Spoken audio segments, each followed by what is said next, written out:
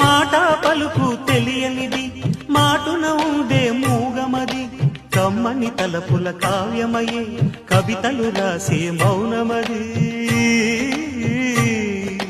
రాగల రోజుల ఊహలకి స్వాగతమిచ్చే రాగమది శృతిలయలరగని ఊపిరికి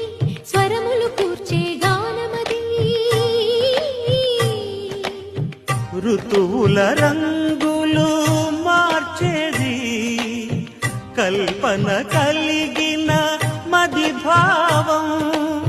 బ్రతుకును పాటగా మలిచేది మనసున కదిలిన